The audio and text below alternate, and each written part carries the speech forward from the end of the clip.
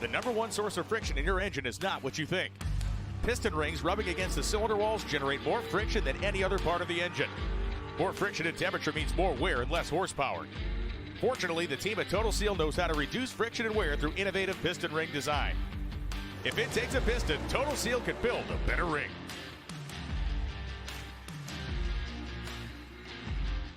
For more than a decade, FTI has strived to become the leader in the aftermarket performance transmission and converter industry. We've joined forces with McLeod Driveline Components under the leadership of Top Fuel Funny Car pilot Paul Lee, and now have a larger distribution network, more resources, and more power. Come see us in the pits and ask how you can join the FTI family. It's not cheating, it is the competitive edge. This is WFO Radio. WFO Radio is back. What's up, everybody? Joe Castello back with you, following up the Vegas 4-wide NHRA Nationals. What a race it was. The first of the two 4-wide races back-to-back. We'll be headed to Charlotte next after an off weekend for the Mission Food Series. The divisional action in the NHRA is off the hook. Everybody is rolling.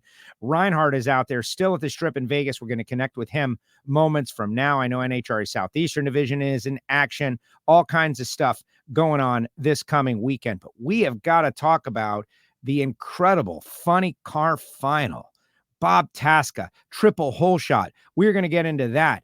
Doug Kalitta wins in Top Fuel, gets the 4-wide race on the resume. He was so proud of that. We're going to hear from both Bob Tasca and Doug Kalitta on Wednesday, 12 noon Eastern time. Mark it down, put it in your phone, be ready. You're not going to want to miss. They're both pilots. Doug, very accomplished pilot. Obviously, Bob doing a little flying as well. They both get the job done on 4-wide. And they will be joining us on Wednesday, 12 noon Eastern time. On this show, we're going to have our Pro Stock winner, Jeg Coughlin Jr., going to join us. Gets the 4-wide win locked down as well. And it wasn't that long of a wait for Jeg to return to the winner's circle. His Elite Motorsports Skag Camaro, Jeg Coughlin, got the job done. And, of course, I had him in Drag Race Bracket Bonanza, which I also finished terribly. Oh, my gosh, what a nightmare in Drag Race Bracket Bonanza. But we'll do better next time. You know, you can't win them all. Otherwise, everybody else will quit, right? Before we bring on Reinhart, let's tell you about the people who make it possible for me to go WFO, like the folks at Foggit, Gary Stinnett, Steve Williams. It is a spray for the inside of your high-performance racing engine, but it also works on all engines. Like, let's say you've got classic cars that you only start every once in a while. Fog them down with Foggit, and when you need to restart them, they will start up right away, but also the inside of the cylinders will have been protected. You will not have rusted rings or valve seats. You will not have that problem thanks to the Foggit, either down the carburetor or through the spark plug holes. But if you're going to winterize a car for a couple of weeks or months, use Foggit, F-O-G-G-I-T, available at Summit, available at Amazon, available at Foggit.com. Folks at Bernie Speed Shop, Josh Hart, moving in the right direction with the Top Fuel team. They're always in the right direction over at Bernie's. Over 100,000 square feet, chassis shop, frame-off restorations. They do it all. But for you guys, if you're looking to buy a classic or an exotic, they've got them right there in stock because they are buying and selling on consignment for folks out there who would love to get the most out of their exotic or classic car, but just can't find the right people. Go to Bernies.com and check out their inventory. That's the best way to do it. Bernies.com. Really appreciate Josh being on board with WFO Radio once again. CWT Industries, balance machines. This is it, balance machines for your machine shop. Doing a lot of machine shop stuff here on WFO Radio because we know that engine builders from around the world log on to, get a little drag racing entertainment every now and again. And Randy Neal of CWT Industries has got the best machine out there. It's faster, it's more accurate, it's touchscreen, it's intuitive, and it's easy to use. It's like making money. It's a moneymaker. And if you have an old school balance machine that has been doing its job dutifully for, 15 years or so, maybe longer, it might be time to upgrade. So many products out there, they last beyond their, cutting edge qualities. and you keep on using them and they keep on working, but you could be doing it quicker and faster and better. Go to cwtindustries.com to find out more information. You heard a little bit about FTI performance transmissions and torque converters at the start of the show. Paul Lee, definitely trending in the right direction. And everybody that uses FTI, you don't have to go far. Just look in the winner circle. You will see those FTI decals, certainly. You also heard a little bit about Total Seal piston rings. We got a new podcast up. Go check it out. TotalSeal.com. Very tough weekend for Hartford. Tough weekend. They will bounce back. And of course, our great friends at Phillips-Connect.com, the smart trailer technology. Later on in the show, I'll tell you about samtech.edu. I'll tell you about Frank Hawley's Drag Racing School. And I'll tell you about our great friends at Rodax coffeeandgrills.com. But right now, let's go back out to Vegas and check in with the voice of the National Hot Rod Association, Alan Reinhart. What's up, Alan? Hey, Joe, just hanging out, waiting for the divisional race to start. And yesterday was a day of testing out at the racetrack. And today is, your typical wild, exciting life on the road day, laundry and grocery shopping and that kind of stuff. How's the Sphere doing? I know you were having a little problems with the Sphere. You weren't sure if it was a good or an evil thing. I can't see it from here, so I'm good. I've changed hotels for the race this weekend, and okay. I feel like I am out of the Sphere's realm of influence. That thing outside your window. Sometimes you look at it, it looks like it's all innocent and friendly, and sometimes you look at it and it looks like it's trying to swallow the world. So I like it better when it can't see me.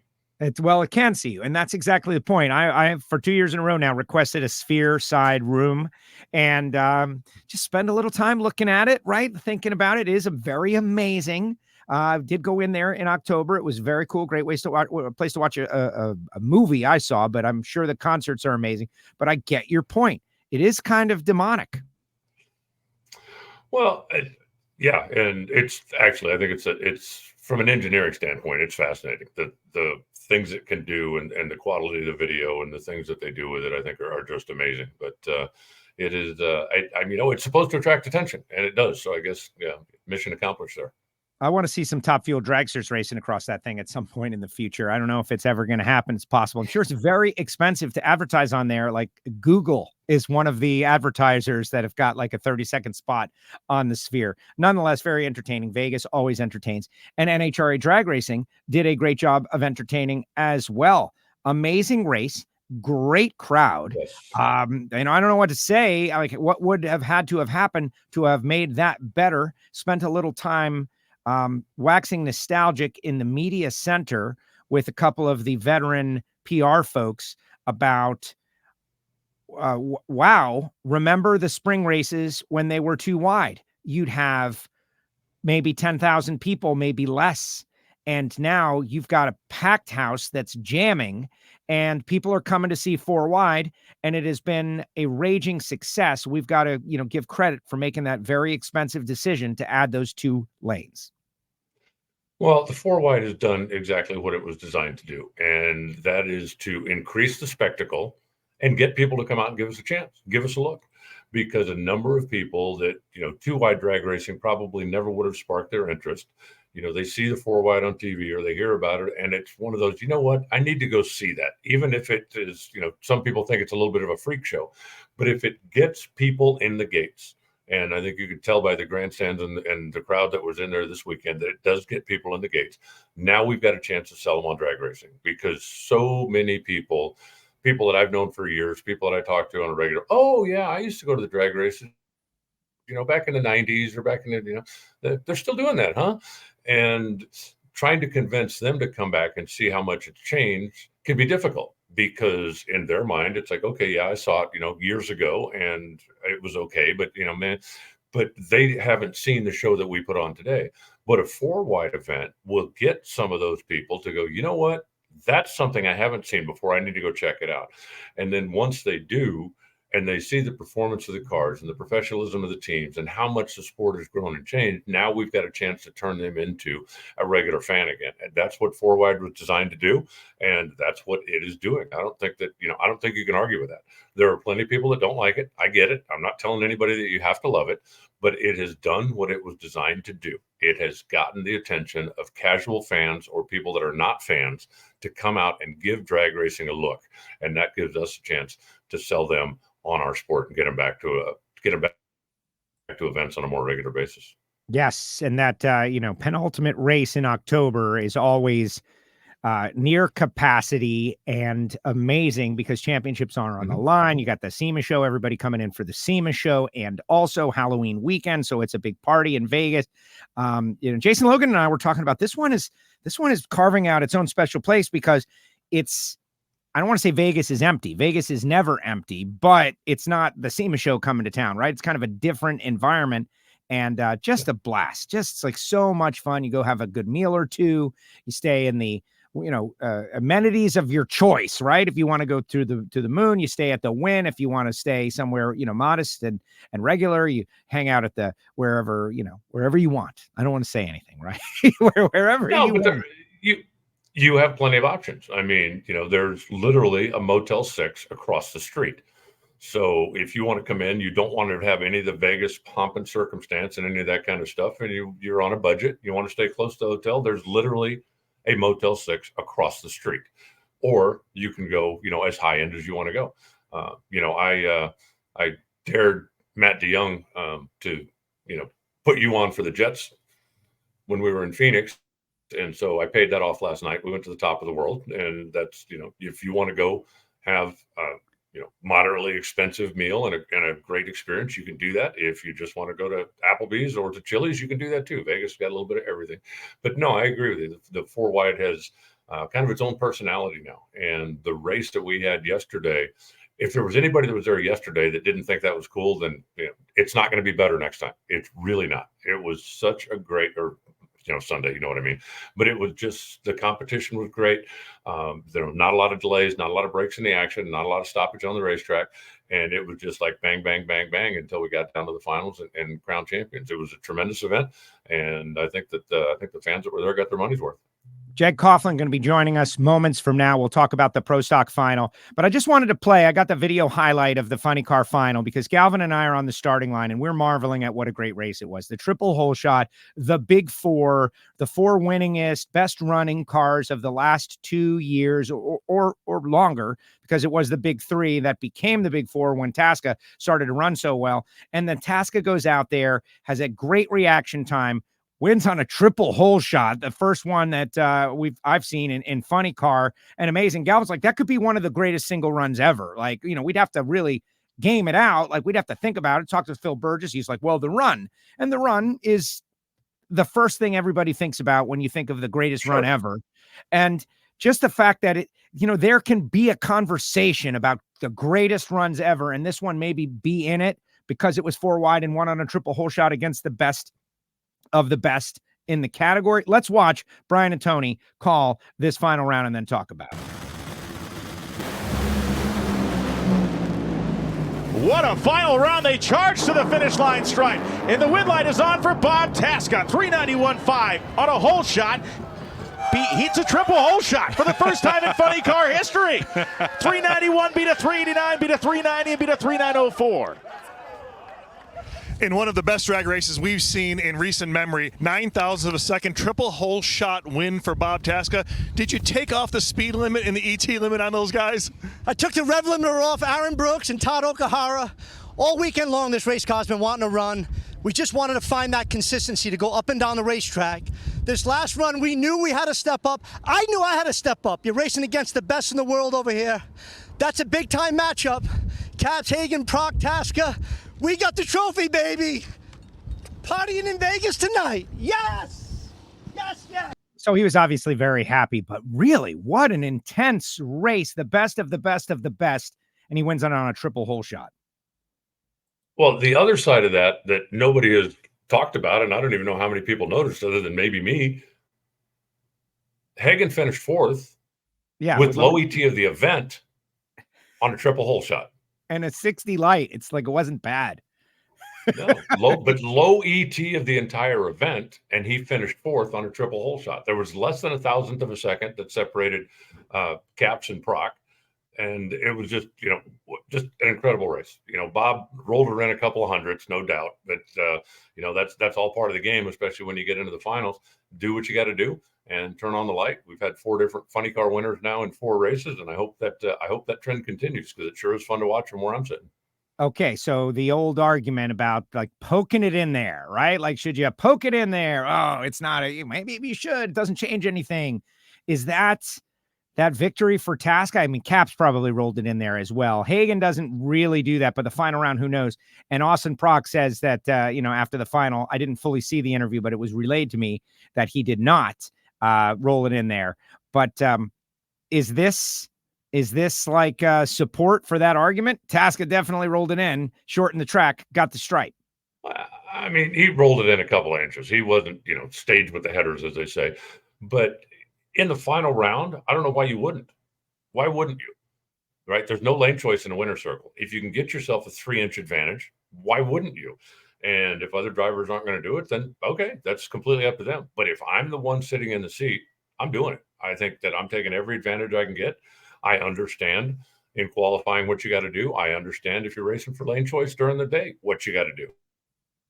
But when it comes to the final round, why wouldn't you take every advantage you could possibly get?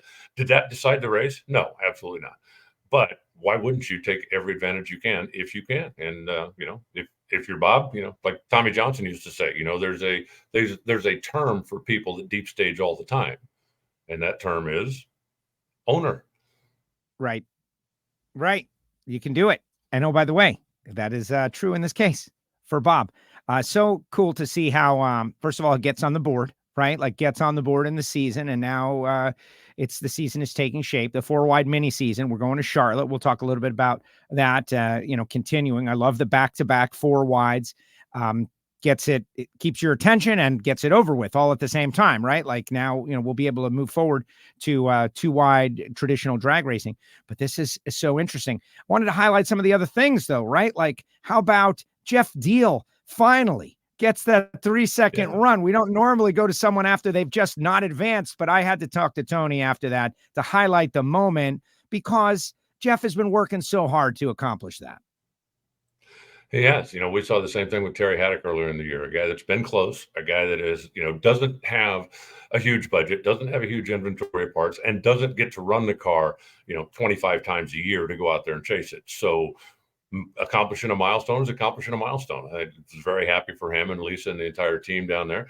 I'm not sure when we're going to see them again, but I think that just adds to the show. And, when we had 20 funny cars show up, again, qualifying was a battle. So those who got in had already accomplished something. And then to get out there and see Jason Rupert advance was cool. And to see Jeff Deal get that 3-second run, even though he didn't advance, was cool. And, funny car right now is a lot of fun to watch. And you have to be on your game. You look at Terry Haddock, the first 2 events of the year, he was running 3-second runs in Gainesville. He was running 3-second runs out in Pomona, even though we were short in qualifying runs. I mean, starting to look like an even more legitimate contender than we already know he is. And now he's got back-to-back D&Qs. Funny car is not going to be easy out there all year long. Yeah. Which is, people have wanted this, right? They wanted this. They wanted that extra intensity, and we're seeing it in all categories. Like Jason Rupert going down the racetrack. He's running 4.0s. He's been in the 3s a couple of times, but when he comes out, Ron Tobler helps him, and that team is like learning how to do it. And even when he got bounced, he was in a very challenging quad, and he got down the track, ran 4.05. The underdog teams are getting some shots in, which is great. But right now, it is time to talk a little pro stock. We're going to check in with the guy who got the job done. He's back, and he has won it, Mr. Jeg Coughlin Jr. What's up, Jeggy? How are you? I'm doing great. Good afternoon. And, I'm not trying to jump on the heels of what you're just finishing up there, but I've been a big spectator of the sport the last 3 years, not being, behind the wheel and or at NHRA events. And, man, the parity in Top Fuel, the parity in Funny Car have, they've come – and it's not just the last 3 years, naturally. We've had some great some spells of it, but here the last couple of years, man, it's been fantastic. And as a fan watching, there's been a lot of cool upsets, so to speak, or some great side-by-side runs that you just look at it and say, wow, that was pretty awesome. So anyway, I just wanted to add a little flavor to what you guys are coming off of, and it is neat to see. Yeah, what do you know about drag racing? Come on. I don't know, man. I don't know. I know when they hit the throttle, man, I love it. I think my whole, not to steal the word, innards just get shaken when I'm watching Top Fuel and Funny Car. It's definitely a great sport to watch online on TV, but man, in person, it's unbelievable. And I got to throw Pro Stock a little love too. The singing of the naturally aspirated engines are obviously music to my ears, and maybe we can transition into that. I think it's just a byproduct of a stable rules package. Anytime there's a big change in the rules, somebody's going to figure it out first, and they're going to have an advantage. But when you have a stable rule package for a long period of time, like we've had now in Pro Stock for 10 years plus, everybody kind of figures out this is the way the combination has to go. This is the way it's going to work best. And the nitro cars have gotten the same way. And that's why, we haven't quite got to a nitro field where 16 cars are within 700ths of a second like you guys deal with on a regular basis. But the side-by-side competition is crazy. Let's go to that. Let's go to qualifying in Pro Stock. The 4 sessions were all fairly close weather-wise, so everybody's got a pretty good handle on it. The field was amazing. Big-name guys on the outside of the field, and I think we're going to see that on a regular basis this year. There is going to be a big name that doesn't qualify on a regular basis this year. And then Sunday, the weather changes completely, and you start from scratch. Yeah, that's it's funny how that happens, but things happen for a reason, and I think the real benefit, were the fans that were on hand and got to see the action. Yeah, absolutely. It's more cars than there are spots to race. This is how it was back in the day. But I think that the level of competition for those cars has never been closer in Pro Stock. But, you come back, you shake the rust off, you're already in the winner's circle. On schedule, ahead of schedule, how would you rank it? We have big dreams and big goals, but I wouldn't say it was ahead of schedule or on schedule, honestly, or any of that. I think looking at the new team, I mean, we have so many quality, engineers and crew chiefs and crew guys on the teams. But, bottom line is I'm personally working with some new guys this year, some I've known for many, many years. But, working directly with them is different. Them working with me is different at every level of the spectrum. And I think you've seen our team just, we came out and ran very well in Bradenton at the pro event. And we ran well at Gainesville. We ran well at Pomona. We've run well everywhere we've been, but we really, I would say the tide that kind of shifted for us was in Phoenix. I think the team was really communicating well, gelling well, and as corny as it sounds, that does translate to the car. And we ran really well in Phoenix, and was happy and proud of the momentum we gained there. And 4 wides have not been my thing. I've enjoyed them. I've enjoyed the discipline that it takes to compete and the challenge that it takes to win a 4 wide event. It's escaped me in the limited amount of runs that I've made in the last 10 years or whatever it's been now that we've had them. So everything came together really well this week. The car was fast right out of the trailer. Q1, I was 10 on the tree. Q1, car felt fantastic. Ironically, ran right up to the front, which was fantastic. Came back Q2. I think we were second for the session, but stayed in the number 1 spot. Roll forward another 12, 16 hours. It was a little bit cooler on Saturday than it was on Sunday. The humidity had come down a little bit. Not that we have much in Vegas that often, but it came down a little bit. A lot of things were in favor of the naturally aspirated Pro Stock engines to run better on Saturday, and we did. Q3 was also E1 of the first ever mission event that I was in, the Too Fast, Too Tasty event, which was really interesting. I enjoyed competing on Saturday. We've done that a few times with the Holly Dominator Duel and the like that we've had in the past in Pro Stock, but this was the first time in probably a better part of 10 years that Saturday was actually competing. And I think that worked well for me, not because the result was good, but it took a good kind of mojo from Friday, carried that through Saturday. We were fortunate to light both win lights and win that event on Saturday, and really gave us a lot more confidence coming into Sunday. And as you mentioned, there again, Mother Nature had another shift. We had woke up in the morning, it was 50 degrees instead of, roughly 60. We were about 10 degrees behind. And then as we rolled through the hours of the day, we were a good 10 degrees cooler come E1 through E3, and in the pro stock cars like that as well. So I think we saw Greg Anderson had the quickest run of the weekend at 6:59, which is a very sporty run for Vegas at the altitude that we're dealing with. And but at the end of the day, we were able to march through 3 rounds with our hot rod and come out victorious.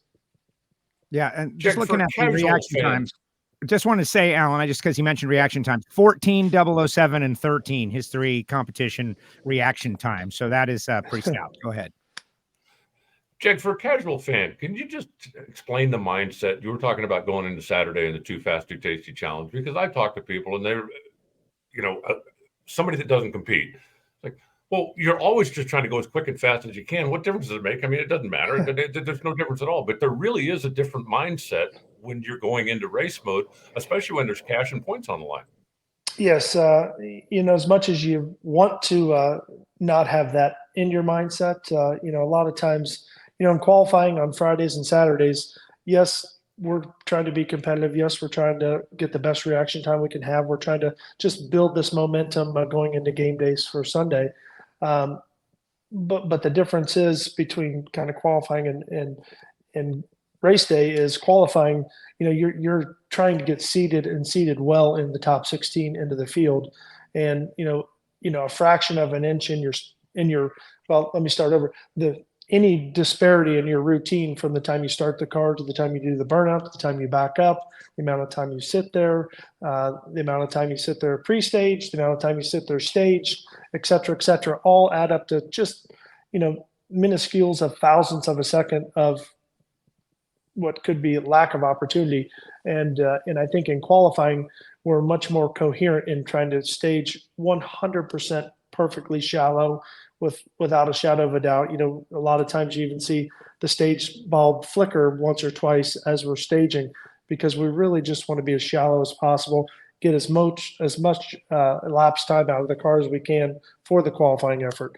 Now, fast forward to Sundays when it's game day, or now, during the mission events on Saturday, you have all those same rituals and patterns that you want to maintain the consistency of, but probably the biggest difference is your staging. You're not, as acutely trying to be, 1000% precise. You're trying to be like, 998% precise, which might stage the car differently by, a 16th of an inch or something even less than that. I know it sounds like not a whole lot, but it's in the mental side of the game and the mental side of racing. And then again, on game day, if the car's not, operating just perfectly, your goal is to efficiently get it to the finish line regardless, and whether it's qualifying or race days. But race days, you have a little more added incentive to get the race car to the finish line. And so those are probably the 2 major things that are very different, but most of it's controlled, as my grandfather would say, within the 6 inches here in your mind. It's very powerful without question, but it's probably the couple of the big differences between typical qualifying and race day applications. We got a question from one of our audience members who happens to be married to one of your teammates, Jolie Stanfield. I guess Aaron won't tell her.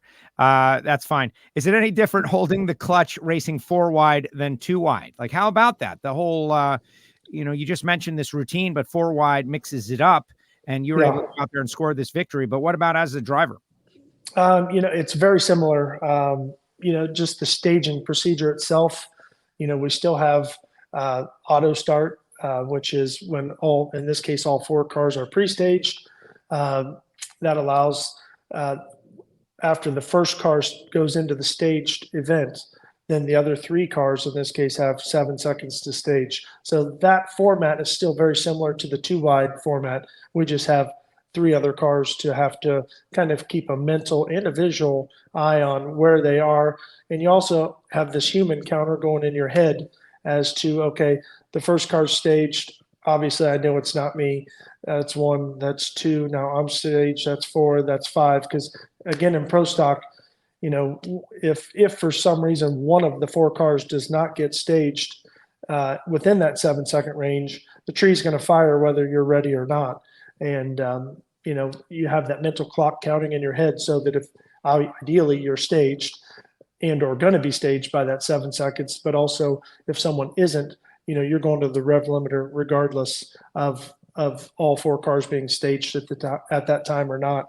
Because if the tree fires, trust me, you do not have time to floor the gas, let it hit the limiter, get off the gas pedal. You're going to be probably somewhere around 300 at best on the tree. And 3/10 late is monumental to make up in any class, let alone pro stock. Alan? Yeah, you definitely can't be flat-footed if the tree's going to fire on a count out like that. So now we go to Charlotte. You got some momentum on your side. You won the Too Fast, Too Tasty, and you won the 4-wide. I got a feeling that you're loving back-to-back 4-wides right now because you're in a groove and you don't have to make any adjustments going to Charlotte. No, that's true. And it hopefully plays to, perceived advantage. We'll see how that plays out here after the week off. But, I was speaking to my dad earlier about, how NHRA put the 2 4-wides back to back. I think since the time I left the sport in 2020, and I thought that was, it was good for the teams because they can, have some repetition and some momentum from one race to the other. If they had errors, they can clean them up for the next one because they're back to back. As a driver, they can do the same. And honestly, as the fans, they can also kind of have a hold of, okay, we just saw 4-wide. That was awesome. We enjoyed all the action on track, and we're going to have a second one back to back with it in Charlotte. So I think it's the way the schedules have played out here recently, and of course this coming year do work well for the 4-wide format to be back to back like that. I agree. We just got to sell a bonus. We got to sell a bonus, the 4-wide sweep bonus, right? Like if you win them both, you get an extra X amount of something. I think that would be kind of cool. It's hard to sweep the 4-wides, right? You might as well reward it. That's my opinion. I know everybody knows that. That's not genius or anything. Jeg, what's it been like working with Randy Glady and Skag and not having Jegs on the side of your race car and all of those things? I've been thinking about it a lot. Every time I see the car, I look over at Troy, I see the Jegs car that I know, and the Skag car is awesome and it's new. But is the experience different repping someone that is not your family? It's definitely different. Visually, obviously it's a big difference, for the fans that have been with me or watched me for the last 20 plus years in pro stock. I'm not going to kid you. When we were in Bradenton at our first event, Troy and I pit next to one another. I did roll up to his door handle to hop in and head to the lanes in his car. It did happen one time. It probably will not happen again. But, more to the point, more to the question, Randy and his team, I've had the pleasure of visiting them at their facilities in Mayville, Wisconsin. And, it was quite a treat.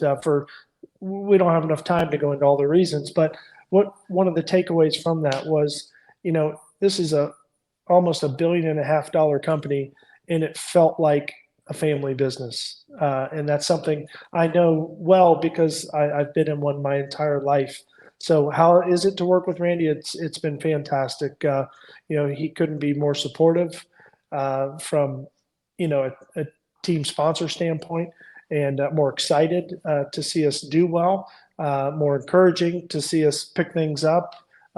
So it's been really nice. I think also, kind of transitioning from such an iconic color and brand as I have from Jegs in the bright yellow that we've been in for decades into the cat's eye gold, and the Skag namesake has been very nice as well. It's very iconic. It's a brand that's much bigger than I ever imagined when I started to see them come into the sport. Of course, I've seen their mowers throughout the communities that we live in and travel through, but just never really put a whole lot of thought to it until I became more and more associated with them to see some of the successes that Skag has been able to accomplish is really remarkable as well. I mean, they are the number one selling mower, and that is quite a feat, knowing where they came from when Randy came aboard with Skag, just 12, 13 years ago. Let's talk a little bit about the dynamics of your team. The JEGS team has always been part of it, right? You've had teammates back in the days of Pro Stock Truck or Top Dragster or Top Sportsman or Stock or Super Stock, your brothers, your nephew now. But you've never really had, when you were in Pro Stock, Nitro teammates, certainly not to the degree that you have now. Yeah. What's the dynamic working with Daniel, working with Justin? And is there any internal competition, rivalry, anything that goes back and forth, teasing, anything? I mean, Justin now has won, you've won. Yep. Are you guys going to let Daniel hear about that when we get to Charlotte? Well, no, I don't think that's the way I look at it is it's been really interesting for me. I've always had brothers that I've raced with and still race with. So that support is and love is there. Being teammates through multiple classes and non-family has also been fun because, I can go cheer them on. You probably see me up there in my fire suit between rounds or after a run, to support, one of the guys, with Dave and Justin and Daniel as well. So I think it's been a fun addition or next chapter in my life. We spend a lot of the Saturday evenings together as well. Randy and Maria and the entire Skag team host an event for all the dealers that are on site, off site, away from the racetrack. And many of us and our team, a lot of our teams are there to help support and answer questions and get to know folks more, which has been again another transition or change in my life. Not so much in kind of being there for the customer or the family, but just in a different way. So that I have enjoyed that as well. Yeah, I've seen those guys on as well. I'm sorry, Joe, just one more real quick. Having those teammates now, is there a bucket list item maybe? Can you see yourself just jumping in a funny car for the experience one time since you've got a teammate now that you could make it happen? Has that ever been something you had a desire for? Probably not.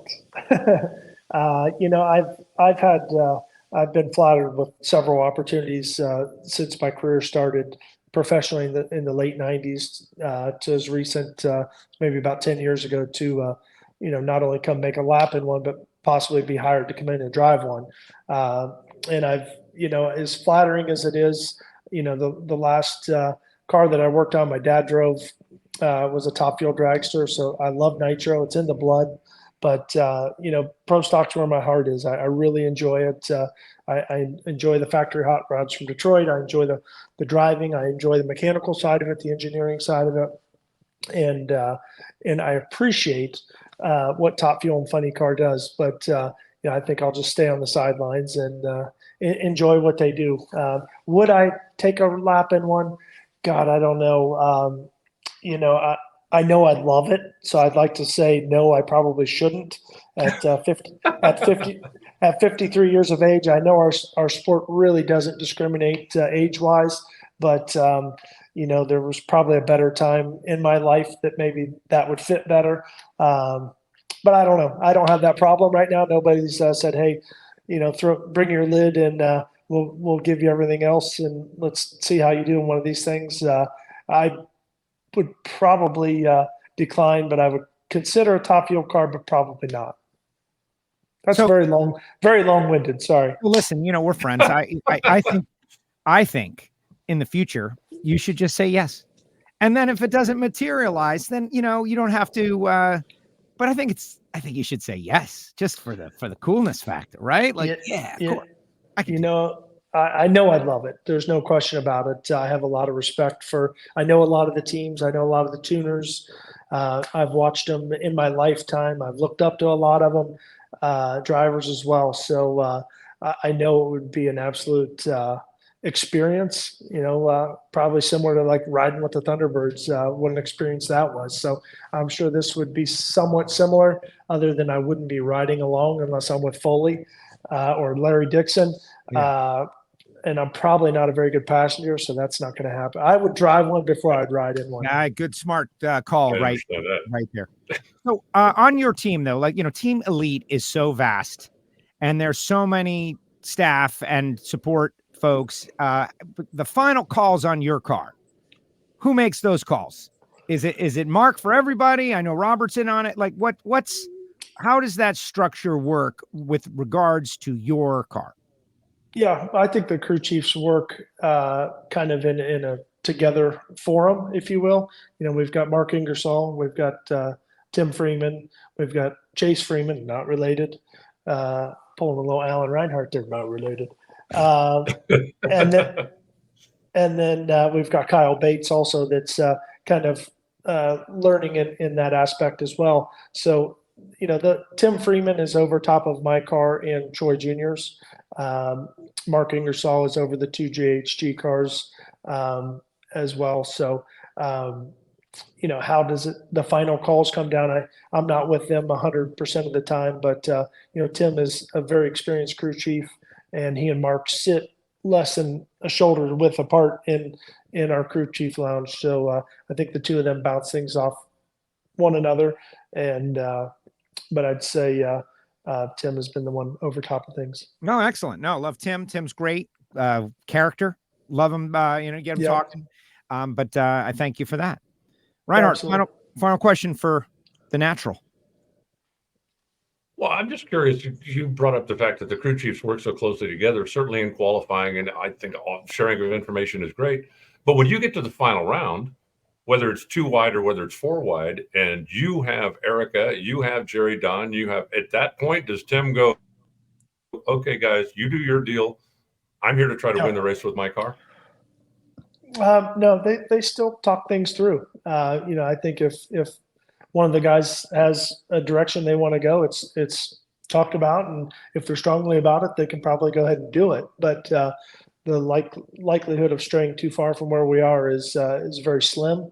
And it's been very common for parts to come from one car to another car, whether the car's still in competition or not and needed for another car. So it's a unique team environment. I don't know that you'd find that around the pits as strongly as Richard has put together with our teams and our folks. We really do strive to row in the same direction at all times, and that's not an easy feat to pull off. Trust me, I've been a team owner and team sponsor and wore many of the hats that Richard Freeman is helping navigate. So it's a really interesting environment and a very competitive environment. Not everything is, these crew chiefs and the crew guys want to win as bad as the drivers do, as bad as the team owners do, as bad as the sponsors do. And we use that fuel to, I'll give you an example. We use that fuel to improve is what I was going to say. But to give you an example, Phoenix, we qualified number 1, ran extremely well most of the cars through qualifying. Sunday was a little different bag for us. We had a little trouble navigating the track, and post-race, we sat down as a group of about 20 of us and kind of whiteboarded some things, so to speak, on how we're going to try and improve our operations and our navigations when we see situations like that. And we did it while it was fresh on everyone's mind. Things can get animated, if you will, in situations like that. And our team really does a good job. And I've seen it now for not just a couple of races. I've raced with this team for 5 years prior too. So it's a good environment. Excellent. Hey, Danny Nelson out there saying congratulations. Very happy to see Jeg back in Pro Stock Saddle. Great friend and customer for many years, Danny, out there. He got a couple of world championships under his belt. Yeah, I was going to say the world champ, and my dragster about 50 feet from here has got the rock and roll theme on it from Danny. So looking forward to racing that here in a couple of weeks in Bowling Green. Super cool. All right, Jeggy, we'll let you go. Thank you so much. We'll see you in a couple of weeks in Charlotte, the second half of the 4 wide mini season. Is there anything that we didn't touch that you wanted to mention to the WFO universe out there? No, I just want to say hey to our listeners, man. Enjoy being on the show. You guys are great, and enjoy listening myself on on occasions when I'm not on, which is more than not. But I really appreciate being on. That was great. Awesome. Well, as Thanks, many Jake. times See you as soon. as many times as you want this year, Jake. You just go, get a Wally and you come right back on. Sounds fair. That's hard work to do, but that's what we're striving for. There you go. Thanks, Jag. Appreciate it. See Yep. you in a couple weeks. There he Sounds goes. The natural, Jeg Coughlin Jr. with us here on WFO Radio. Great to have Jeg back, right, Alan? Like he's been a staple of the sport. Absolutely. Jeg is back. That is such a good thing for drag racing. He's got many, many fans. The sportsman racers, Lucas Oil racers, love the guy because he is direct descendant of them. And good stuff. Able to score a victory pretty early in the year.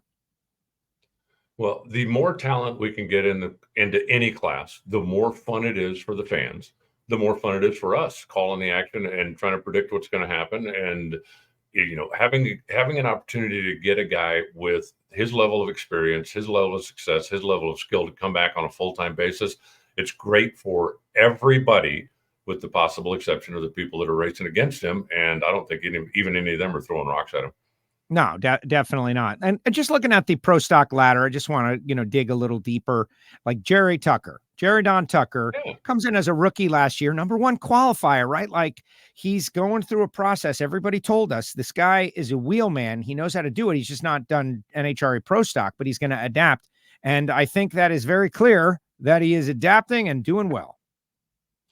Well, he is, making his first final round. Of course, Brandon Foster making his first final round as well. But that is part of the beauty of the 4-wide is you don't necessarily have to be perfect. You and I talked about it a little bit on Sunday morning.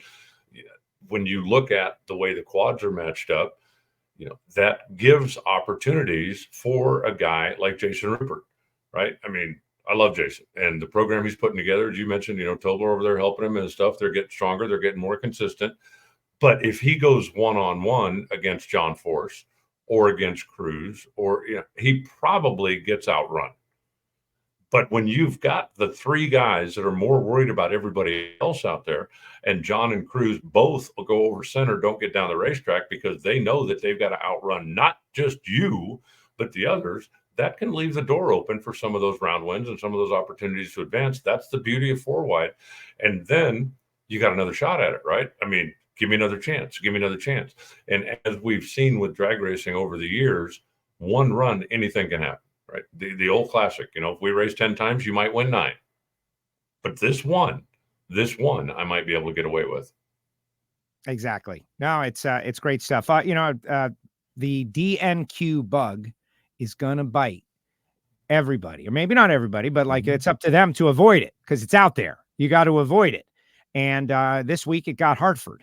It's very, very challenging in this situation when you have 20 cars and 18 of them are fast and it's about the day and it's about the race. Just give me your opinion of the class in general like that. It's unfortunate for Hartford on this given week, but it's good for fans of pro stock. This is what they have been wanting to see, the race within a race that is qualifying. Well, it was unfortunate for Derek Kramer when we were out in Pomona, both race winning capable cars, both championship winning, contending capable cars. But you just, you make a bad run, you get behind, then you start pressing, then you end up having to be first out, which is not an advantage. All of these little things kind of pile up against you. Matt Hartford qualified 16th in Phoenix. They weren't very happy with the performance of the car. They stayed in Phoenix and tested. And as well as I do that Matt Hartford, as a general rule, not a big tester. Right. But they really felt like with the new car, they needed to get a couple of runs. They made some runs in Phoenix, were pretty comfortable with it. And then they go to Vegas and it just didn't come together. And, that's things like that are going to bite everybody at some point, I think, during the course of the season, as long as we continue to have the inventory of cars that we have out there that are making good runs. I keep waiting, and I'm telling you, it's coming. I keep waiting for the 2 Harlow Salmons cars to jump up because when they get another 100th and a half is really all they need. Yep. And then all of a sudden it's going to be even more difficult because Mason McGahey was one of the qualifying casualties this week. So, when you've got, as you said, 18 cars, sometimes more than that are capable, then it doesn't take a big mistake to turn you into a Sunday spectator. And I think that that's going to happen more regularly this year than it has in the past, which makes qualifying even more intriguing for the fans and for us. So I want to build upon that just because things happen for a reason. A lot of these cars didn't just all of a sudden, forget how to tune, right? There was a change. You mentioned it earlier in the show, the keeping of the rules, the consistency of the rules over X amount of years has made this amazing competition possible. But, and Michael Heiner tells us about it on the Hear It from Heiner Patreon show. And it's been a kind of the talk of Pro Stock behind the scenes a little bit about the intake manifolds. And so now these KB Titan guys are having to relearn their EFI tune-up. It's just totally different. And testing is the way you figure it out. And when you're one of the teams that can't go test a lot, because of whatever reason, insert it here, you got to run a business or you don't have whatever it is, it's going to take a little longer to figure it out. And I think that's what we're seeing both with, Kramer and Hartford, two of the smaller satellite KB Titan teams. They can't go, make a bunch of test runs. They've DNQ'd at back-to-back races. You've worked on a Pro Stock team. What is your take about this whole re-education of the EFI that KB Titan is having to go through? Well, it's interesting to me that there was a manifold rule that came out. And if you missed it, it was during the winter break, I believe, that the addendum that was shown on NHRARacer.com just basically said, no internal modifications. And I found that to be very interesting because in the entire universe of Pro Stock, I think since Grumpy Jenkins won the first race, there has never been a rule about manifolds. You want to run a tall one, you want to run a short one, you want to run sheet metal, whatever manifolds, it is a hard part. It's not something that's going to change during the course of the run. It's not something, when I was with Nickens, we never covered a manifold up because what you saw on the outside wasn't anywhere close to what it was on the inside. We made manifolds that were pretty big and pretty generic and filled them up with epoxy. And then we machined the epoxy to get what we wanted on the inside. But what you saw on the outside wasn't anywhere near what was actually directing the air on the inside. And so I was a little surprised when the rule came out because, again, there has never been one. When they went to the EFI era, then, 8 injectors, 1 per cylinder. Okay. Every injector must be in one of the manifold runners. Okay. But when you've got a single air opening on the front of a manifold, trying to find balance between all 8 cylinders is going to be a bit of a challenge. And so, as I understand it, there was, some internal directing of the air to try to get all of the cylinders to balance. And why that became illegal, I don't know. But if you've got something, and it wouldn't matter what it was, if you've got something you've been working on that you're comfortable with, and then somebody tells you, okay, you're not allowed to do this anymore, it's going to take some time. As simple as that. It's going to take some time to get back to where you were. Yes. And I think we're seeing it, and it's been, bubbling under the surface of the WFO universe. And certainly the folks that are Patreons have kind of been up on it as it has, developed. And I guess we'll just have to wait and see how long it takes to re-educate and relearn. But teams that can test a lot will learn faster than teams that don't test a lot. It's as simple as that.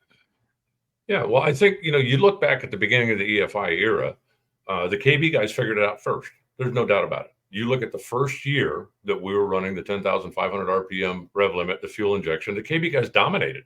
I mean, they won every race up until Denver was won by those 2 cars because they figured it out first. Everybody else then had figured it out and caught up, and the playing field has been very level here as of late. And I don't know, I don't have any inside information, and I don't know the ultimate outcome, but I understand that there was some more meetings this past weekend about the intake manifold rules and about that situation. So whether there will be another addendum or another change coming down the pipe, I don't know, but I know that there has certainly been some discussion about it. Well, and we'll see. The drama, right? There's all kinds of drama in Pro Stock. I don't think is, been more interesting than it is right now. There's a couple people talking about Krista Baldwin in the in the chat section. Just excited to see her out there and running quick and running fast. Let's talk Top Fuel. We haven't dug down on the Top Fuel Eliminator, and the Funny Car Final is going to get all the love, right? Because of the results in the Big Four. But Doug Kalitta, Justin Ashley, Steve Torrence, and Tony Stewart taking very strong. Taking second bill. That tells you what's going on in NHRA drag racing right there. Like what? Yeah, the best final was the Funny Car Final, but first of all, Smoke getting to the final round. Star Power. Well, guys in on it. Good stuff. Yeah, he's getting more comfortable in the car, and he's always loved the 4-wide. He talked about it multiple times over the course of the week. Vegas is the first place he ever drove a Top Fuel car, and that was well off the radar. Long before he and Leah were married or any of the other stuff was going on. It was kind of a bucket list thing for him. I don't think at that time he was even considering team ownership. It was just, I've driven everything else. I'd like a chance to drive one of these, and he did. Vegas is the first place that he competed in the alcohol dragster ranks. He ended up coming up a couple of thousand short to Madison, but it's the first place he competed. Vegas was the first place he won when he came back the following year and won the 4-wide. So Vegas has always been a good track for him. And he is not at all uncomfortable in the 4-wide format, and very, very much embraces it, likes it. The car is running well right now, and that was a pretty good final round matchup. I'm actually just looking at the thing. I couldn't remember off the top of my head, but the slowest speed of the 324 miles an hour. Yeah. The other 3 were all over 330 miles an hour. The Funny Car Final was spectacular because all 4 cars went across within 12 thousandths of a second. But the Top Fuel Final was just as chilling. And I think, and I actually asked the fans in the winner circle, how many of you were holding your breath? Because when they leave, okay, one of them puffs a tire, one of them pops a blower, one of them, the drama of the race, a big part of the drama of the race and a number of the races is over before they get, 300 feet. When all 4 are flames up and charging like they were in the Funny Car Final, you almost have to just hold your breath until you see a flashing light down there somewhere. Right. And I'm not advocating to replace all 2-wide drag racing with 4-wide. I'm a traditionalist. I love 2-wide drag racing. That's my jam. But I have come to really enjoy this 4-wide stuff because of what you just said, Alan. It's like when one falls out, it's not over. There's still 3 other cars that are racing. When 2 fall out, you still are going to get a result one way or another. And I think you were on the mic. Erica's out, like as they were falling out, that was dramatic. It was like, oh, cool. Like you get to see, not cool that Erica fell out because that's not what I would say, but for all you provocateurs out there, but it's just a different kind of thing for a couple of races a year. My gosh. And they all get down in the final. Like everybody got down in the final rounds of the Nitro ranks. That tells you something also. Actually, the semifinals were very good as well. We had, 2 quads of Top Fuel and 2 quads of Funny Car, and everybody made clean runs in the semifinals. It really was one of the cleanest weekends I can remember. If I'm not mistaken, the cleanup trucks rolled one time all weekend for the Nitro cars. And it was Sunday morning, and it took, 6 minutes or something, first round. But it was like boom, boom, boom, send me 4 more. And it kept the show clipping along. It kept the fans excited about it. Kept us for the most part on schedule going through the day. Just everything about it, I think, was a positive. If there was one thing that I could go back and change, I would have turned the fans down a little bit because the breeze was not friendly. A little windy. A windy Las Vegas afternoon is kind of standard. And I'm looking out my window right now. It's still blowing here. But, that's the only even any kind of black mark I could give the entire event was if the wind hadn't been blowing so hard, it would have been a little more comfortable for the fans. Exactly. Henry's, giving respect to Alexis out there for doing better. Sure. John wants to know, when is Doug going to be on WFO Radio? Well, you guys can set your clocks right now, 12 noon Eastern time, Wednesday, as in tomorrow. Doug Kalitta followed by Bob Tasca. They'll both be joining me on the show. Those of you watching on PowerTube TV, you'll see it later on in the week on Thursday in our WFO time slot, Thursday around 9 p.m. Eastern time for PowerTube TV. But Doug and Bob Tasca both going to be on.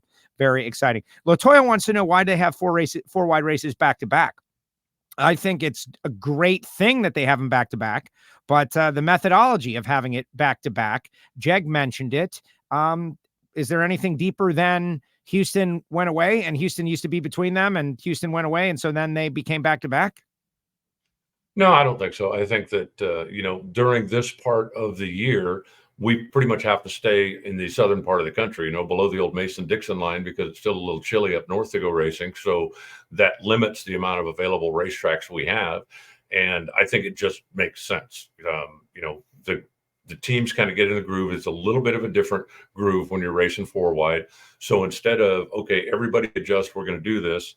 And then, okay, everybody go back, we're going to do something else. And then, okay, everybody adjust again because we're going to go back to four wide. I think it just makes a little bit more sense to run them back to back. My computer just went into power saving mode. So okay, power saving mode. Well, let's you can plug it in, or you can let's talk about some of the other winners out there. Obviously, Doug, Bob, and Jeg winning, but Sean Cowie in Top Alcohol Dragster, Sean Bellemere in Top Alcohol Funny Car got the job done, and they were both quick and fast throughout. Bellemere Killer Bees still beat Maddie Gordon by like what 0.00 something. 000 something. Yes, it was 000 something. I was off doing a project listening to you guys call that one, and tough sledding out there in Alcohol Funny Cars. I believe it was 7/10,000ths of a second. She lost she lost in Phoenix at the regional by 6,000ths or something like that. She lost Pomona by 3,000ths. She lost Island by less than. She's lost 3 races by a combined total of less than 1/100th of a second. And anybody that has ever raced knows you go through those times when it just the little numbers fall your way, that everything goes against you. And anybody that's ever raced also knows that pendulum will swing back the other way one of these days, and she is going to, at that point, become unstoppable. Yeah, the alcohol racing gods are just making her wait. It's like you're doing everything right. It's just not your time yet. Like, we can't let you win just yet. Like Tony Stewart losing to Madison Payne, right? 2/10,000ths. Yep. It's not your time yet, according to the cosmos that makes the decisions on these kind of things. When it comes down to 10,000th of a second, it's cosmic. Okay. Nothing you did. It's cosmic. Crazy stuff. Comp Eliminator. How cool was it that the Comp Eliminator final round, as I saw it, was a rematch of the Lucas Oil Winter Nationals final round that had happened 2 nights before. They got to slug it out again. And Cody Lane came back. I think we should have brought him back for a third one.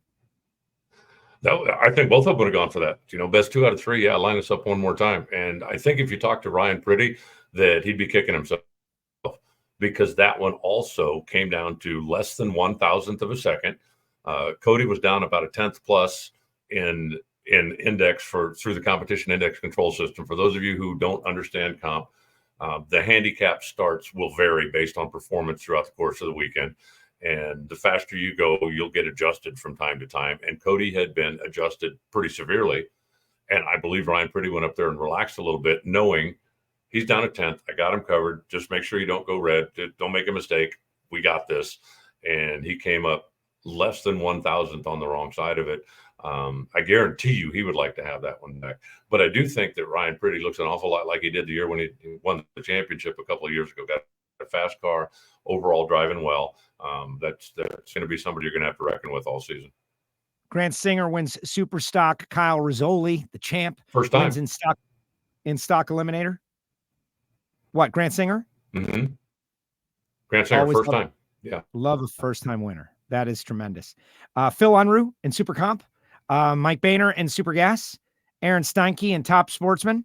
And then, of course, the Factory Stock Showdown, Ricky Horde. That was a big and popular win for Ricky Horde. Dominated, right? Number 1 qualifier, pretty much low of almost every round, and got the job done. Way to go. I'm happy for he and his dad. Yeah, he ran very well. 3 of the trophies going back to Canada: Grant Singer, Aaron Steinke, and of course Sean Cowie. All came from north of the border, so it was a good day for the Great White North down here in Vegas.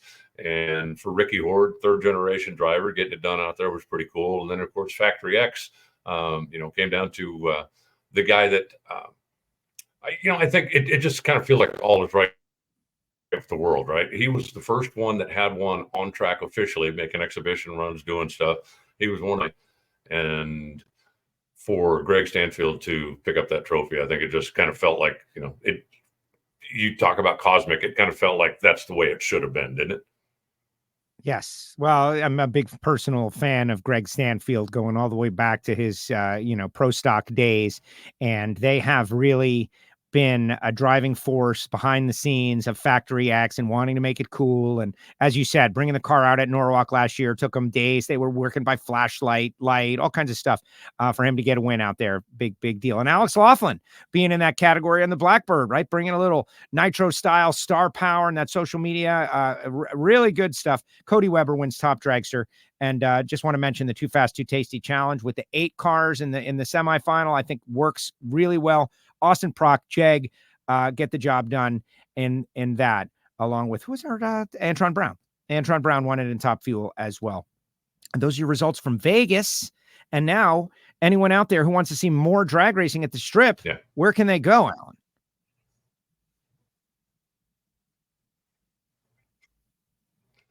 They go to the Strip. We are going to start Thursday. We've got a double divisional coming up this weekend. The pros won't be there. The alcohol cars won't be there. It'll, in essence, be 4-day sports nationals, if you want to put it that way. But 2 complete events. One of them will be qualifying Thursday, racing on Friday. One of them will be qualifying Saturday, racing on Sunday. And then pack up and head for Charlotte. But there's going to be a whole lot of racing going on at the Strip here this coming weekend as well. If you're a fan of the sportsman racers, come on out and check it out. Yeah, why would you not go out and watch a little more drag racing and hang out with Alan Reinhart? Did we lose Joe? There we go. No, I still see you, but we're going to say goodbye before we lose you permanently. Thank you very much, Alan. Yeah, he's like delayed. I think the internet, he's got him delayed a little bit. There he goes. Thank you, Alan. The voice of the NHRA, Alan Reinhart, joins us each week right here on WFO Radio. You could almost see his internet was buffering and he was getting the signal a little later than we were giving the signal. And so, but we got it in, and that's what matters. And it's amazing that we seem to get it in each and every week right here on WFO Radio. Remember, 12 noon Eastern time on Wednesday. Tomorrow, those of you watching on PowerTube TV, it'll come during the WFO block on Thursdays. If you have not downloaded PowerTube TV on Roku or Apple or all of those different streaming services, why don't you try it out? All kinds of great shows, but WFO Radio on your big screen. You can tell your friends. It's going to be good stuff. We really appreciate those guys for posting our shows. And let's hear what you guys have to say. Alan Reinhart and myself and Jeg, we've all had our say. What about you guys out there in the chat section? Put something up in the chat section because I want to hear what your thoughts are of Vegas. Now, I do have a couple of takes that I am going to throw down there. Like the smoothness of the track, I believe, is directly related to the day that we had with not a lot of trucks rolling. Bumpy track, character track, you're going to roll the trucks more. Smooth as glass track, you're going to roll the trucks less. That is an observation that I'm making from a casual observer. But when we go to these tracks that are very smooth, the crew chiefs know how to get down them pretty easy. I'm interested to see what happens when we get to some of those character tracks. Bob Tasca going to be on the show, and Phoenix was a character track, to be honest. Bob Tasca going to be on the show. Did such a great job with his, Tasca is a personality.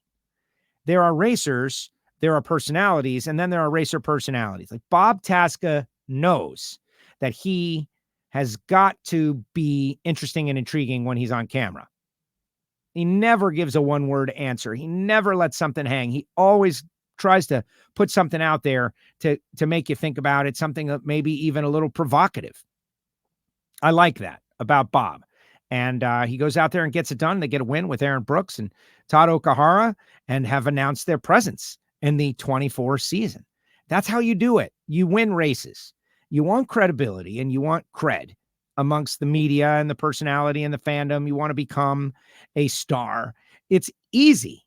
Just go win a bunch of races and the cameras will follow you and people will ask you all kinds of questions and you'll be in the limelight.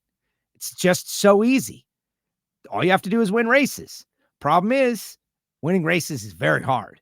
And that's the dichotomy of it all. We'll talk to anybody who goes out there and wins a bunch of races. And Tasca uses his opportunity in the limelight every time to say something interesting, intriguing with talking about Ford. Ford just signed a multi-year extension with Bob Tasca, and he delivers it with a victory out there at the 4-wide, and big performances. Qualifying was amazing. Austin Prock and Bob Tasca just going back and forth, heavyweights, haymakers, huge passes. Number one, taking it back. Just awesome stuff. Great race. Again, great race. What can you possibly ask for beyond that? Look, Michael Heiner says, track was fantastic and smooth. I agree with bumps, less issues. Thank you, Michael. See, I learned something on the Hear It From Heiner show. And for those of you out there who want to get in and start hearing from Heiner, you just have to become a WFO Patreon. And then all of a sudden you get access to all kinds of like secret VIP content. In-N-Out Burger has got their secret menu. We have got secret content for the Patreons. And they get to see Ignition, and they get to ask questions, and they get to hear it from Heiner about Pro Stock, and have been totally up on all this stuff going on in the intake manifold from jump.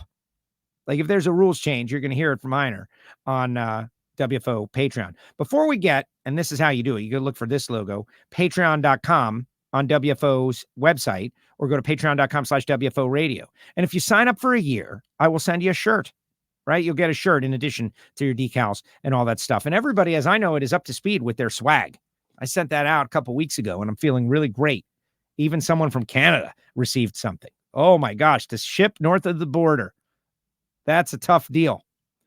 Do want to mention the folks at samtech.edu, the School of Automotive Machinists and Technology. We always say it. Start your education at full speed. samtech.edu. And Frank Hawley's Drag Racing School. The Dragster Adventure is a very easy and inexpensive way for you to get the thrill of driving a dragster. Maybe you want to do the super comp license or super gas license or alcohol dragster license like Richard Shute. Who knows what you're going to do?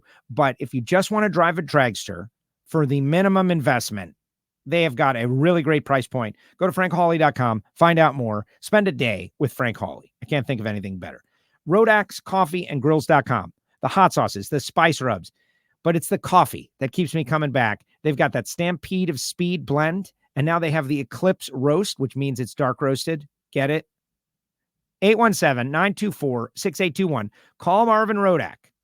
Jump on board with a little Rodax coffee.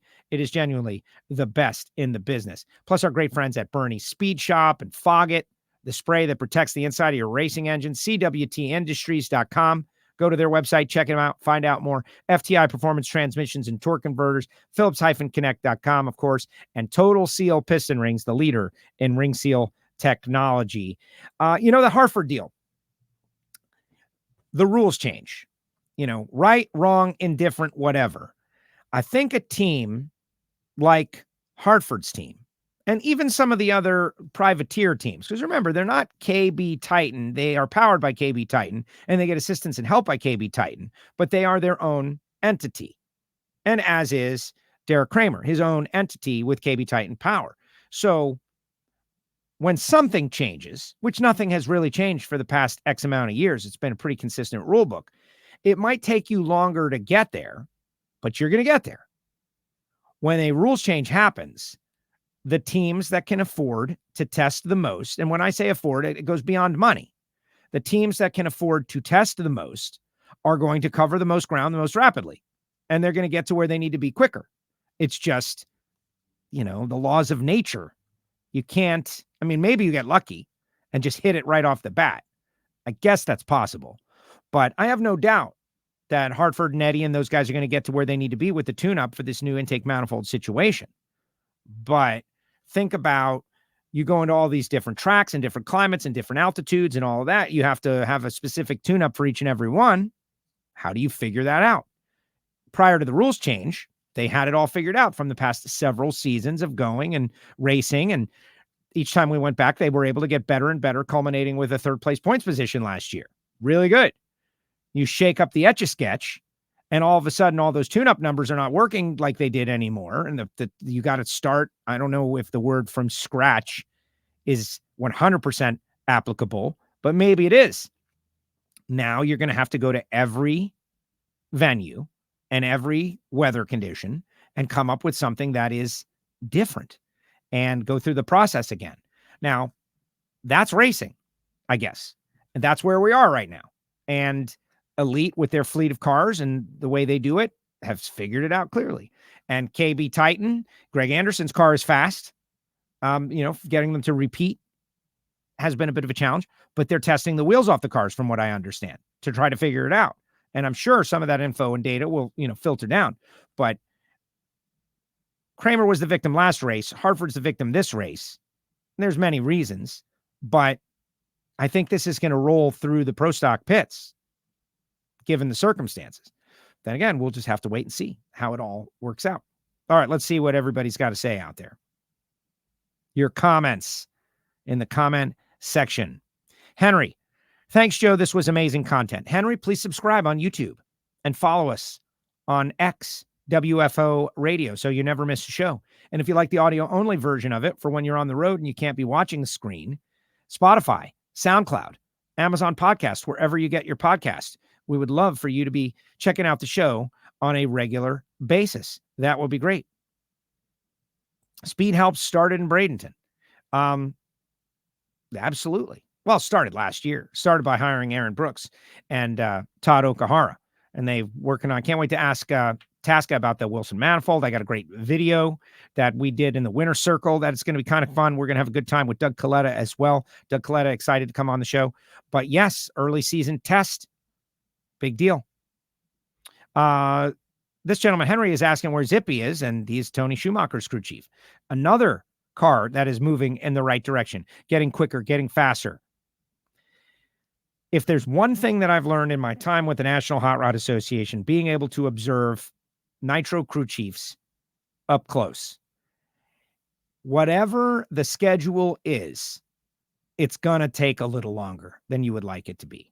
You'd love to have everything figured out in 6 months, but that really doesn't seem to happen. It's a season of toil to figure out everything. And now Zippy's got that thing running. Watch out for Tony Schumacher. Tony Schumacher, they're not all there yet. They're going to get there. And we'll see how Tony is able to do, because he's going to have a fast car. The car is really good. And he is Tony Schumacher. It's going to be a fun story. Let's see. Vegas is great. Racing was great. See you in Chicago. Mike from the Bodie team. Thank you, Mike. And Mike was cool. Mike has purchased a WFO Radio sweatshirt that he was rocking underneath his thing, and he busted open. That is cool. And I love our audience so much because it's so many people that are inside the sport of drag racing. And if you are like a racing fan, we have so many great shows and podcasts out there nowadays. But WFO Radio, I'm proud to say we were the first and been doing it for over 10 years and have got a great core audience inside the sport of drag racing, like the crew guys and the people who work on the cars and the people that are involved in the cars. Jag says he watches and listens to the show on a pretty regular basis. Every once in a while, Daniel Wilkerson is out there commenting. And it's because our number one goal is to grow the sport of drag racing through making people who are casual fans into diehard fans. We don't have too many people who are just accidentally finding the show. They're brought into the show by listeners of the show who retweet the show, repost the show on X, subscribe on YouTube, copy the link, give it to their friends, say, watch this show. You'll learn some stuff about drag racing. And I'm learning stuff about drag racing. Like there's never people say, oh, I'll never be able to know it all. Correct. Because no one never knows it all. No one knows it all, because as soon as you learn the answers, they change the questions. And you're learning something different. What you need to have an appreciation for, if you're going to be interested in drag racing, is learning and adapting. Ability to adapt to something different, something new. Yeah, though we see it, people are gone for 2 years and then all of a sudden they come back and everything is different. And it's just amazing how adaptable and intelligent the people that work in the sport are, and how they are able to get these cars to go down the racetrack. It's a marvel. The funny car final was a modern marvel. Hagen sets low ET of the meet and finishes last. And he had a 60 reaction time, which is great. What? Just amazing. Antog just stopped and asked the Matco Tool guy, did he have any Antron merch? And he did not. Ooh, I don't like that. I don't like that. That brings me to, Formula One is coming to town, guys. And so every time I go to the grocery store, I am met with something new, right? Speaking of adaptability, this was what I saw yesterday. the folks at Celsius Live Fit are on board with Ferrari. And so you go in there and you're met Celsius, Formula One, Ferrari, first thing you see when you walk in the door. Last week, we were showing you Heineken and Red Bull. Got point of purchase activation in the grocery stores here in South Florida. I was just reading a story about the Miami Formula One race.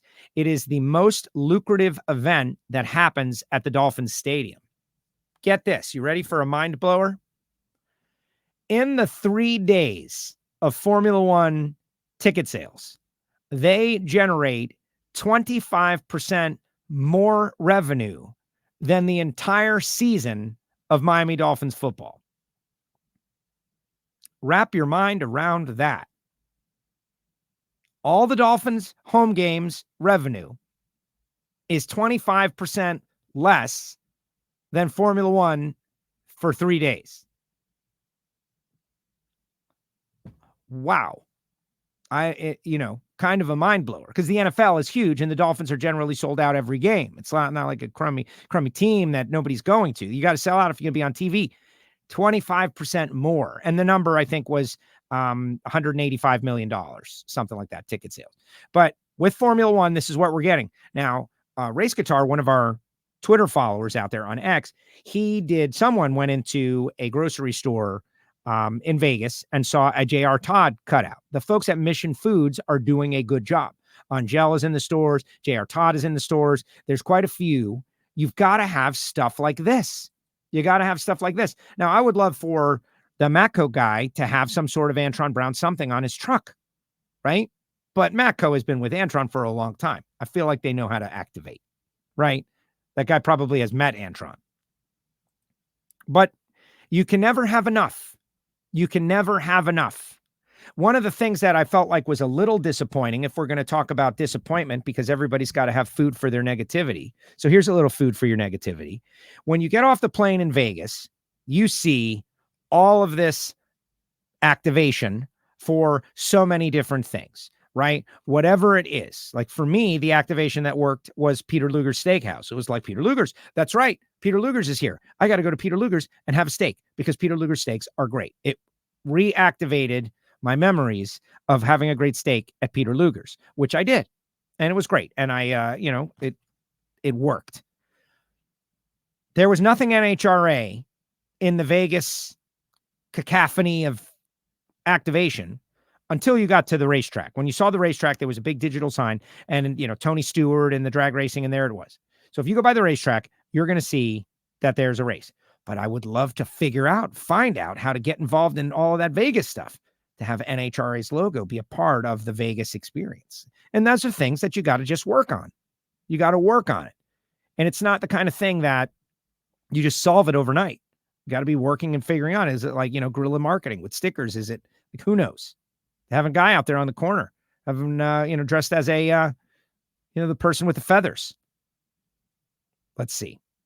Laura, someone different for a change, one in pro stock. Yeah.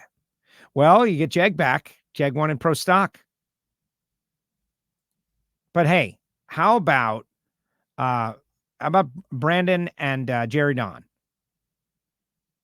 It just takes time, guys.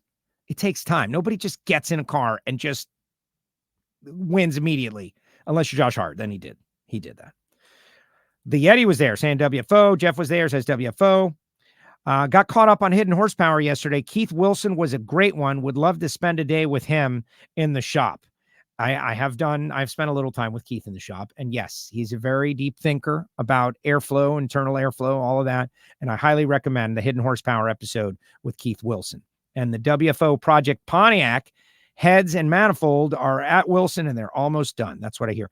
Lots of chatter within the pro stock motorcycle field. Should be wild in Charlotte. Yes. Well, Jack from Cycle Drag has just gone to the bee's nest and beat it with a bat, is what he did. And the last couple of weeks of Matt Smith versus Vance and Hines craziness and chaos is going to be very interesting. And I'm definitely going to do something prior to Charlotte to highlight that. Gage Herrera was out at the track And I wanted to get an interview with him, but it just wasn't the right time to catch an interview with Gage, Pro Stock Motorcycle World Champion. But I did speak with him, and I was like, hey, man, are you guys going to be okay? Like, what's going on? And it was funny. Gage's answer was like very, he felt like this is good for Pro Stock Motorcycle.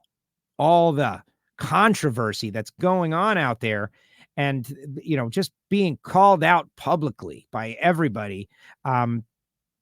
He says, people are going to want to watch Pro Stock Motorcycle more. I agree.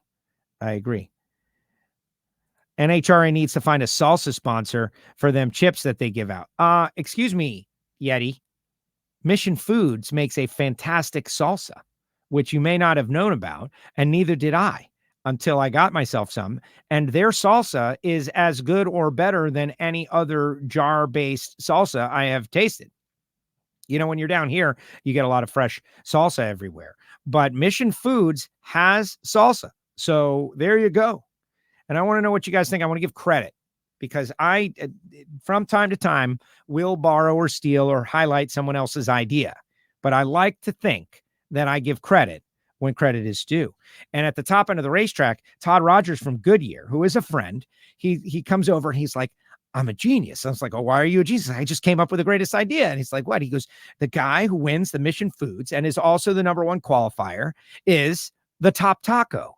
The Top Taco. And it's like, I thought about it, like, it could be a good idea. And he walked away. And then I was like, I'm about to do an interview with Austin Prock. I'm going to call him the Top Taco. Here we go. Let's see how it goes. And called him the Top Taco. I don't know. I think the Top Taco could be something in the sport. Like when you do something special, you become the Top Taco. Just saying. How's Camry's car coming for getting back on track? Well, I don't know the answer to that. I think Camry's got to worry about her leg. She's got a physical injury. That is going to become, cars are easy to replace. She's going to have to get healed up and probably go through some physical therapy, right? Like when it's your leg and you are using your legs to drive, there's probably going to be a bit of a road. But we wish her back as rapidly as possible for Camry Caruso. Let's see. Mission Foods rack dressed up as a Christmas tree would be a neat idea. Yeah, exactly. But what's that got to do with drag racing? In the end, it's all about drag racing. Marketing. Location. Promotion by the host city. Well, would love for the host city to take ownership of all of those things, but it's just not the case, not yet, that they're going to say, oh my gosh, we're Las Vegas. Thank goodness NHRA is coming to town. They appreciate us and we are treated like gold. Right? When I went into Bagel Mania, they were very excited about NHRA being into town. You're here with the NHRA. So people and the locals do know, but I would love for someone who's not local to be able to see that NHRA is in town as they get off the airplane. It's just a wish list, guys. It's just a wish list. And, you gotta set goals. Eric, what's up, Eric? Hospitality pro tip. Go to the Mission Foods booth, ask for a box of chips for your pit.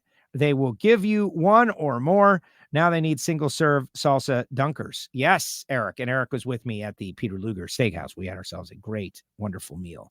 It was tremendous. And I recommend, I'm a big in on the steak deal.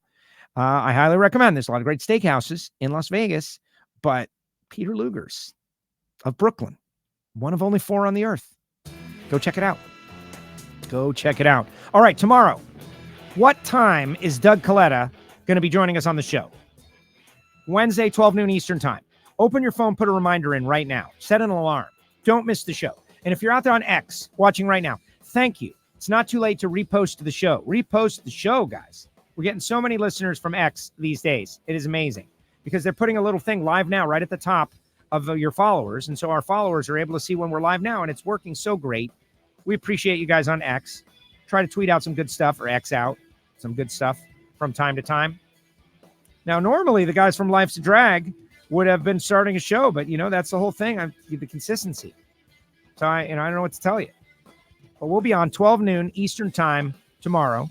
And if you haven't subscribed on YouTube or to our podcast feeds, go to WFOradio.com. Just pick your favorite. The mobile app is supposed to be dying, but it's not dead yet. So I'm going to keep sending push notifications until it doesn't work anymore. And, that at that point, it will be dead. But we need everybody to resubscribe to something new. Hit our link tree, Apple Podcasts, Spotify, SoundCloud, wherever you get podcasts. And we do love our audio-only listeners, guys. We love our audio-only listeners. And we love our Patreons, the Patreon Listener Club. You select what your rate is. You join with the group. You are part of a community. You get to hear it from Heiner. You get Ignition. You get Monday Motivation. All of those things. And continuous evolution. We try to pick them up as best as we can. All right, guys, that's going to do it. 12 noon Eastern time. Doug Kalitta, Bob Tasca, Wednesday. Tomorrow, we'll see you then. WFO. Thanks, guys.